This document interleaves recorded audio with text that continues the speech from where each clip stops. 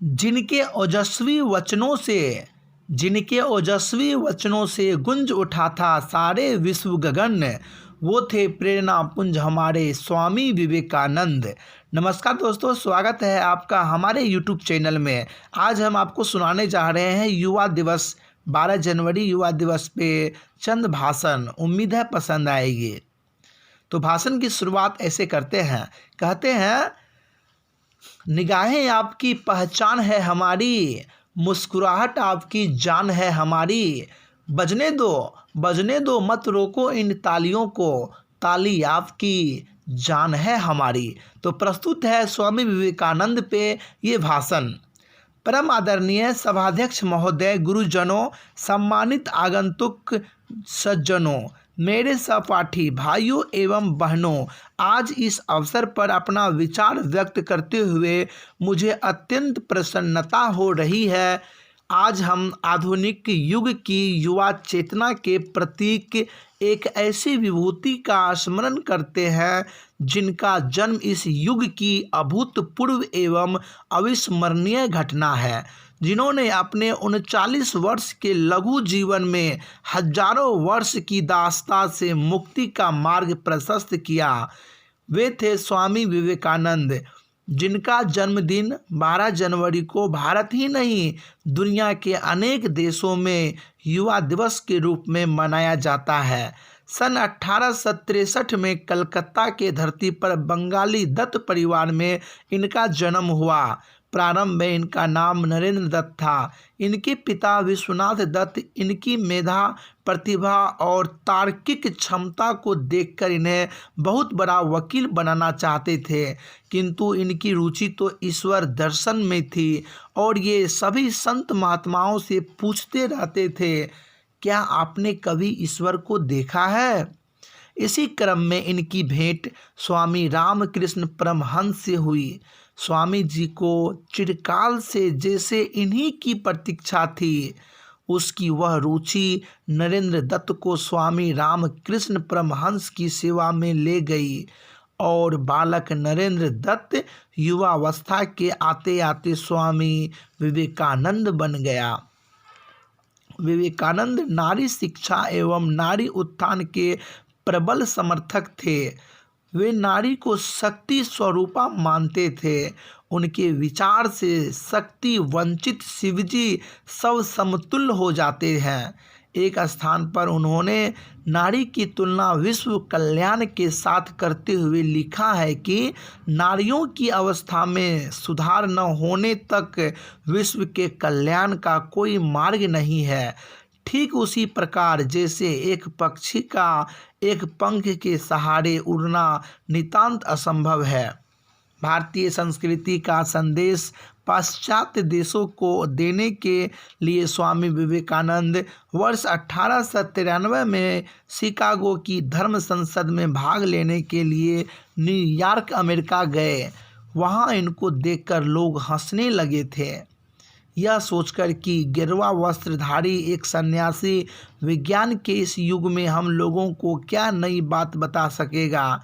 इतना ही नहीं, स्वामी जी से कहा गया कि वह शून्य यानी कि जीरो पर बोले।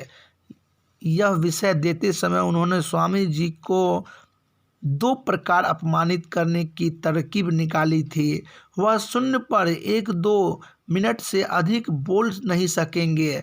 शून्य को बोर्ड बनाकर व्यंग किया था कि हमारी दृष्टि में आपका मूल्य शून्य है, परंतु स्वामी विवेकानंद ने सब नक्शा ही बदल दिया।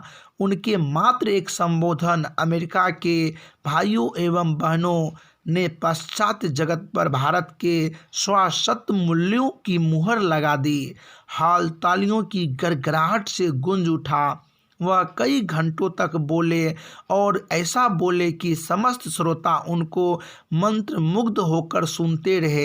इतना ही नहीं, स्वामी जी जब बोलकर चल दिए तो हजारों नर नारी उनके पीछे दौड़ पड़े थे। उसके बाद तो स्वामी विवेकानंद संपूर्ण महाद्वीप में पूजे जाने लगे थे। उन्होंने भारतीय संस्कृति एवं अध्यात्म का संदेश देकर भारत का मस्तक ऊंचा किया। स्वामी विवेकानंद का जीवन दर्शन सर्वथा व्यवहारिक है। वह आसमान की बात न करके जमीन की बात करते हैं। हाँ, वह यह अवश्य कहते हैं कि जमीन पर चलने के समय आकाश की और दृष्टि अवश्य रखनी चाहिए। उनका जीवन दर्शन आदर्शोन्मुख यथार्थवादी है। उनके नाम पर आज अनेक शिक्षा संस्थाएं तथा स्वाध्याय मंडल पूरी निष्ठा के साथ कार्य कर रहे हैं। कन्याकुमारी की शिला पर उनके नाम का मंदिर विश्व स्तरीय तीर्थ बन गया है। वह हिंद महासागर, अरब महासागर तथा बंगाल की खाड़ी के पवित्र मिलन स्थल पर स्थित है। वहाँ प्रकृति और पुरुष के मिलन का दर्शन करके सामान्य यात्री और गंभीर साधक समान रूप से करके कृत हो जाते हैं। वहाँ का दृश्य वाणी का नहीं, अनुभूति का विषय है। स्वामी विवेकानंद ही थे जिन्होंने कहा, उत्तिष्ठत जागृत वरान्विदोधत, उठो जागो लक्ष्य तक पहुँचो, जाने के पहले रुको नहीं। उठो उठो, लंबी रात बीत रही है, सूर्योदय का प्रकाश दिखाई दे रहा है, तरंग ऊंची उठ चुकी है।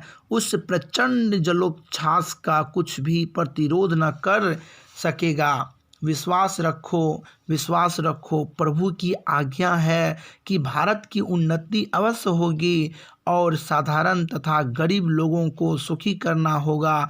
स्वामी विवेकानंद ने जीवन में सफलता प्राप्त करने के लिए 3 बातें आवश्यक बताई है: धैर्य, पवित्रता और अध्यवसाय। वह लगभग 39 वर्ष की अल्प आयु में सन 1902 को देह त्याग किया। वे सदा अपने को गरीबों का सेवक कहते थे। भारत के गौरव को देश देशांतरों में उज्जवल करने का उन्होंने सदा प्रयत्न किया। उनकी पावन स्मृति को शत शत प्रणाम। जय हिंद, जय भारत। दोस्तों, ये स्वामी विवेकानंद पे कुछ चंद भाषण थी। उम्मीद है आप सबों को पसंद आई हुई होगी। अगर ये भाषण अच्छी लगे तो अपने दोस्तों में ज़रूर शेयर करें। आपका साथी व सहयोगी प्रेम आनंद। बहुत बहुत धन्यवाद।